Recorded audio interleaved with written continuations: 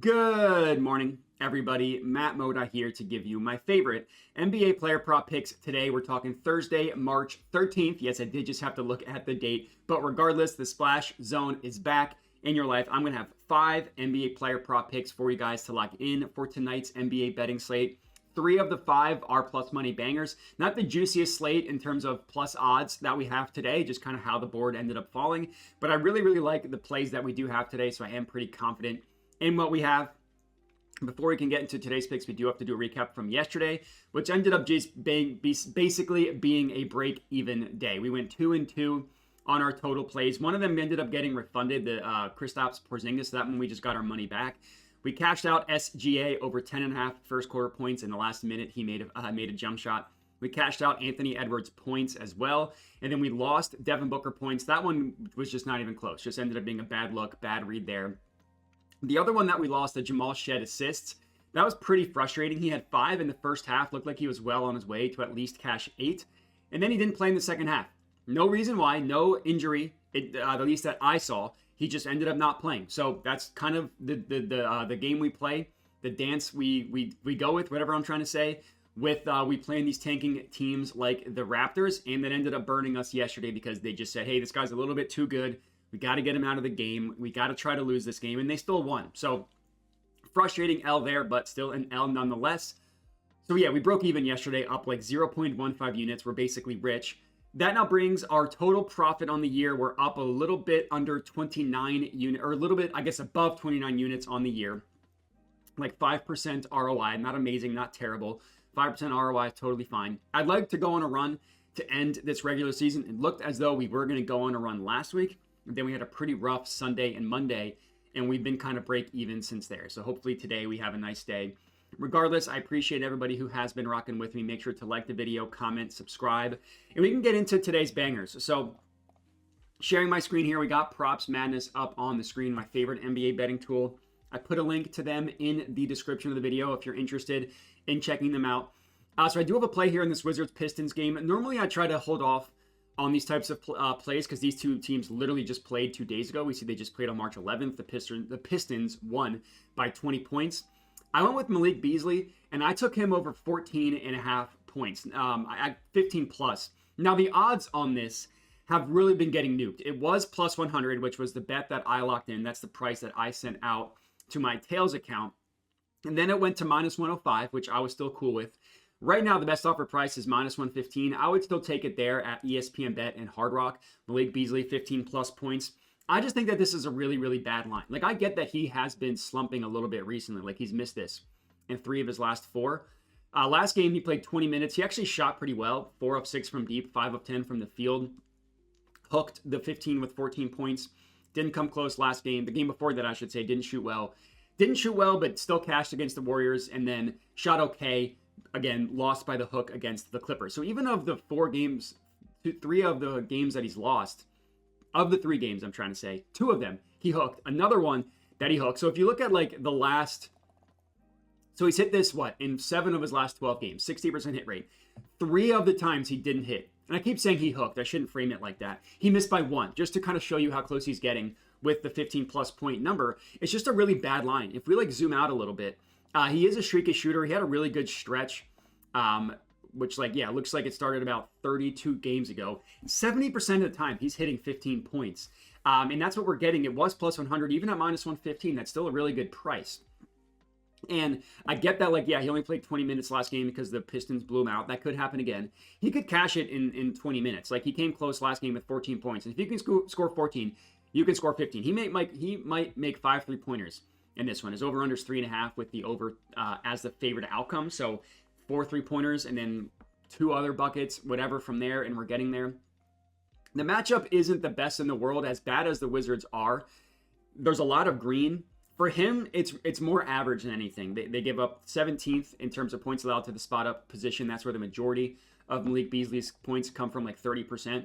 He also does run a lot in transition, and they give up the 6th most points per game to via transition, so that's a little bit better. Obviously, they're bottom 6 in that category. Off screen, they're average, and then dribble handoff is when we start getting into the green. But that's not as good as the top 3 play types. This is really just, honestly, just hitting a bad line. This isn't a matchup thing. He's averaging 16.5 points per game on the season, so a full point above. We're betting. What we need him to hit with this bet is a full point and a half below what his average is. His last 32 games, he's averaging 17 points per game. And really without Jaden Ivey, which is when he's really started blowing up, we look at the entire year, without Jaden Ivey, he's averaging 17.6 points per game, and he's scored 15 in like 70% of the games. And then again, a lot of the times, like recently that he's missed, he's scored 14. So I'll gladly take advantage of a bad line that I think the books are giving us.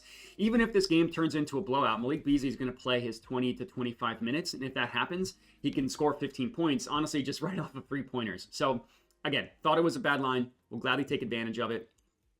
In this Lakers-Bucks game, I have 2 bets in this one. The first one is actually this exact bet. It's Giannis 30-plus points. So I got this at minus 108 at FanDuel. You can actually get a better price now, minus 106. And it looks like it's come down a little bit. So I would check out, if you use Hard Rock and I would check out DraftKings to see, because you might be able to get a 30-plus for plus money. So the line moved a little bit against me in this one. I'm still comfortable with it. You look at his last 10 games, Giannis, he's only hit it in 3 of his last 10, but he came back from an injury and he played limited minutes, right? Only played 19 minutes, 32 is a little bit more in line with what we're looking at. And then he's back to his average of like 33, 34, 30, 25 that game, and they won by 30. And he still scored 32 points, but then 35, 34, and 34. So like the 34-minute number is really what we're looking at for Giannis. He just missed it last game, so I like this as a positive regression. Only took 14 shots. That was a Pacers team that really, really tries to not let him beat them in the paint, which is what he did when he played them last year. But we go back a little bit further than that, and Giannis had this awesome stretch where he was scoring 30 points relatively frequently. Like, it's 12 of his last 23 games. And you take out the games where he barely played, like we just limit his minutes to 30, which is like basically guaranteed what he's going to play. It's still 12 of his last 23, but you're just getting a little bit more of an accurate representation, 12 of his last 22. What I really like here is the matchup against the Lakers. Even though they've done a pretty good job at not letting teams beat them in the paint, even as they don't really have a starting center. Like, their starting center is Jackson Hayes. Guys like Giannis have a lot of success against the Lakers. 9 of 15 specifically. I guess this is his position. It's not his scoring profile, but these big men have been having success against the Lakers. 9 of 15 categorized as like a forward/center have hit their point prop over against the Lakers. You go by the play types, it looks pretty good. Transition, Giannis is a monster in transition, just runs the floor. They give up the 10th most points per game in transition. They don't foul a ton, so that's a bonus for the Lakers. But they also give up the 6th most points per game in isolation, which is where his third play type in terms of where his points come from. And if you look at the matchups for Giannis, like we look at games against teams that are not great at guarding transition, which is what this opponent rank versus DPT means. DPT is transition. We go to like the bottom half, so 16 through 30. On the entire season, it's a 56% hit rate. 14 of 25 games, we go to the bottom 10.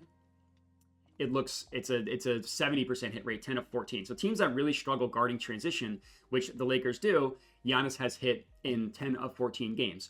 Another reason why I like this one is, as they've done a good job in terms of points in the paint allowed, they're pretty good in that regard. If you look at points specifically in the restricted area, which is where Giannis really crushes teams, on the year, they're 17th in terms of points in the restricted area. Over the last 10 games, they've allowed the 8th most field goal attempts in the restricted area. So it's been a little bit worse over the last 10 games. And you look at teams that struggle guarding the restricted area, we just do the same thing.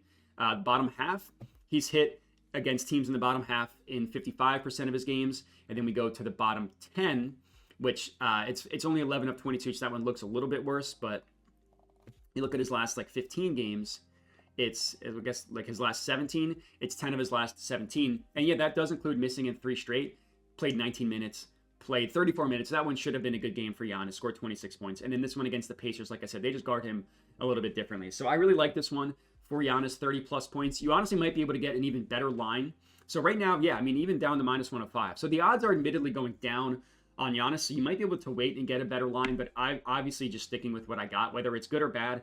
I just stick with what I ended up locking in and sending out to my Tails account, which was minus 108. Obviously, I'd still take it at minus 105. And you might be able to get a plus money at either Hard Rock or DraftKings, so check them out. I have another play in this game as well. It's Luka, but I went with him on the first quarter points. So As a member of the Lakers, which started right here, 6 of 12 doesn't look amazing. He missed it in his first 3 games, but like 7 minutes, 7 minutes, 8 minutes, not really playing that much. You take those 3 out, averaging 10 minutes in the first quarter. Only once did he not play 10 minutes. In this game, he played 9. And he's hit it in 6 of 9 games, going over 8.5. And this is the bet I took, 8.5, minus 114 odds at FanDuel. If that's no longer available, you can get minus 115 at bet 365. I like the fact that he's missed it in 2 straight games. The Celtics just seem to be in his head.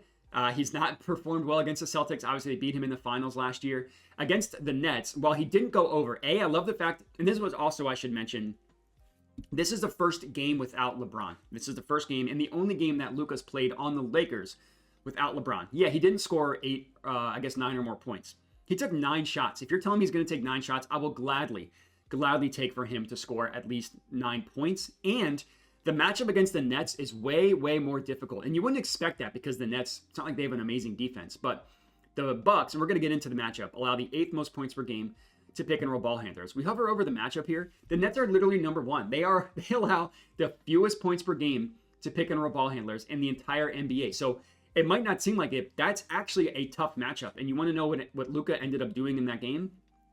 He didn't score. He only had 22 points. Guess what? He had 12 assists and he had 12 rebounds. That was a triple-double game for Luka Doncic. Honestly, that's a play that I should have been on. That was a miss by me not taking Luka in the first game without LeBron in a good matchup for both his points and rebounds. So I'll take that. But this game is back going to the points. It's a much better matchup for his points. The reason why I chose his first quarter is because his full game is it's gotten too high at this point. 31.5 is a little bit crazy. Like, for context, you're getting 31.5 for minus 110 odds on Luka. In his first quarter is only minus 114. We go to Giannis. His full game is 29.5, so it's lower at a better price at minus 106. And his first quarter is a point lower, 7.5. So honestly, Giannis could also be a first quarter guy, by the way. His first quarter is also pretty good. So if you wanted to go with that, you could. I liked going with his full game because he used to play all 12 minutes in the first quarter, and since he hurt his calf, he hasn't been. So 9 and 5, which is an outlier, but 5, that's, yeah, okay, outlier. But then 8, 9, 9, 9, 10, 12, 9, 9, and 9. So he's not playing as many minutes. So the not playing 12 minutes, like if you take all those games out, we limit him to 10, which is what he's been playing recently. His hit rate in the first quarter is much worse. So that's why we're going full game for Giannis and not first quarter. But for Luka, now his minutes in the first quarter aren't like he's playing all 12 like Giannis. He's shown that he can do it in 10, which Giannis kind of needs the full 12. So I really like this play for Luka. And if you just go to the matchup I mentioned, pick and roll ball handler is the biggest thing. Also, I like looking at the scoring profile. 8 of 12 have hit their over against the Milwaukee Bucks. And like, look at the names. Trae Young, pull-up guy. James Harden, pull-up guy. Edwards missed. Now his over-under was 31.5 and he scored 28. So he had a good game. Just didn't go over his point prop. Maxey, pull-up guard. Trae Young missed it in one game. Cash it in that one. Cash it here and then miss another one. Cam Thomas, bucket getter, pulls up. Harden cashed it and then Maxey missed it. This was literally the first game of the year. So 8 of 12 guys, 67% hit rate, averaging like 4 points above what their over-under is priced at. Shows that these guys have good games against the Bucks. And then for Luka, I like the first quarter specifically. So this is our third bet. Luka over 8.5 first quarter points, not third quarter. Next up, I do have a play in this Nets versus Bulls game. I went with Cam Thomas, and I went with him on the points. So you can actually get 25 plus at plus 102 at FanDuel. So right now, the technically Props Madness is pulling this in at 23.5 and minus 122. I like getting 25 plus for plus money. As you can tell, other books have 25 plus for minus 105, minus 109. So not quite the plus 100 number. Now, this is one play where you can't look at it from a hit rate perspective. He's only played 24 games this year. He's been in and out of the lineup with an injury. Like, he missed like a month here with the hamstring injury, came back for 2 games, then missed another 6 weeks. So he's been in and out of the lineup. His minutes have been down, like we see when he came back, 21 minutes, 26 minutes, 27, 20, so 29, and then 32. So his minutes are going up. And if you look at games there's a couple reasons why I like this. Number one, 32 minutes. Minutes are going up. Like if we just take out the games where he barely played, we go 25 and above. Actually, let's go 28 and above. 8 of 18 doesn't sound amazing, but it's at least better. We go to 30 minutes, 8 of 16, so 50% hit rate. Like, obviously more minutes is better for Cam Thomas. And the volume is what we're looking at as well. So he's played only 4 games with D'Angelo Russell, and he's missed it in all 4. But this is honestly another reason why I like this play. 22 minutes, 26 minutes, 27, and 29. These are all kind of him working his way back. So he's he scored 24 twice, so he's come very close. If he can score 24, he can score 25. And look at the volume. 22 shots in 22 minutes is the Cam Thomas that we love. 19 shots, 18 shots, 18 shots. So he's taken at least 18 shots in every single game. So if we count that as his floor, which I think is a pretty safe floor for Cam Thomas, let's see how many times he's taken 18 shots and scored 25 or more points. It's 9 of 13 games. Those are the only 4 games in which he's taken 18 shots and not scored 25 points. And I don't think there's any correlation to him missing more shots with D'Angelo Russell in the lineup. If anything, it should help him because D'Angelo Russell is a decent passer. So it's someone, and D'Angelo Russell can shoot. So it's someone giving the ball to Cam Thomas, and it's someone stretching the floor for him as well. So teams aren't just triple teaming him. So the fact that he's missed it in all 4 games with D'Angelo Russell honestly makes me like this play even more. And then we haven't even gotten to the matchup. The Chicago Bulls, they stink, so that's a plus in for us. They allow the 3rd most points per game to pick and roll ball handlers. They're below average in terms of free throws. They allow the 4th most points per game to dribble handoffs, below average guarding the spot up. That's play type 1 through 4 in terms of where Cam Thomas's points come from. 10 of 15 players, similar to Cam Thomas, have hit their over against the Chicago Bulls as well. It's honestly a similar play type to Luka. It's guys that heavy usage guards that pull up a lot. And look at the names. It's like the same names. Harden went over. Maxey went under in one game, over in the other. Anthony Edwards went over in 2 games against them. And then Maxey, like I said, he hit in looks like 2 of these games. Trae Young cashed. Cam Thomas in this exact matchup earlier this year, I meant to show that. 32 points. And he took 23 shots, 32 minutes. That's like exactly what we're looking for. Not necessarily 32. I don't know if he scored 32. But 30 plus minutes, 20 plus shots. Like if we just put this up to 20, it's every single game he scored at least 25 points, which obviously, like, yeah, if you take 20 shots, you should score 25 points. And that volume has been there more often than not for Cam Thomas. And again, even the 18 number, it's 9 of 13 with twice scoring 24, one scoring 23, and another game just having a gross 16. So Cam Thomas, 25 plus points, I really, really like. And then our 5th and final pick of the video, we're going to go with Wendell Carter Jr., and I took him 10 plus rebounds. So all the books technically price this with their main line at 8.5. I'm not touching minus 130 odds, and I really like this one for Wendell Carter Jr. getting 10 plus. Like we look at his number for 10 plus. A couple times he has landed on exactly 9. 9 on 20 rebound chances, 9 on 11 rebound chances. We're hoping for way more than 11 rebound chances. We look at how he's been recently. Basically since the All-Star break and one game prior, it's 11 or 10 or more rebounds. It's 5 of 11 games. Doesn't sound amazing. What does sound really good are his rebound chances. Now, this is an annoying game where he only had 4 rebounds, so it's not like it was a good game. But March 8th, the NBA just doesn't have tracking data for any single game. There's no tracking data. So I just want to take that out just to show you his rebound chances. In this same stretch, 17.5 rebound chances per game. And like his last game, 25. 5 of 10, so bad conversion rate. 6 of 11, we want way more rebound chances, still a bad conversion rate. 9 of 20, so we'll gladly take 20 rebound chances. 14 of 19, 6 of 16, horrible conversion rate. 9 of 11, and then some 3 good games in a row. And then we go to the matchup, which is the most important thing here. You hover over the matchup here. The Pelicans, we've looked at them for center rebound props the entire year. They allow the 3rd most rebounds per game. The 5th most rebounds specifically to like the center forward position. I'm considering Wendell Carter Jr. a center because that's what he plays with the Magic. He doesn't play the forward position. That's like Franz and Paolo. And centers, they've allowed on the season, again, it was 5th most, right? Over the last 30 days, according to multiple sources, Pelicans, 2nd most rebounds per game to centers. This is last 30 days. This is just a different source. Center position, sorting down. Guess what? New Orleans, the 2nd most rebounds per game allowed to centers over the last 30 games. So Wendell, if you look at the games he's gone over, it's been the good matchups. Warriors were on that list. Wizards. There we go.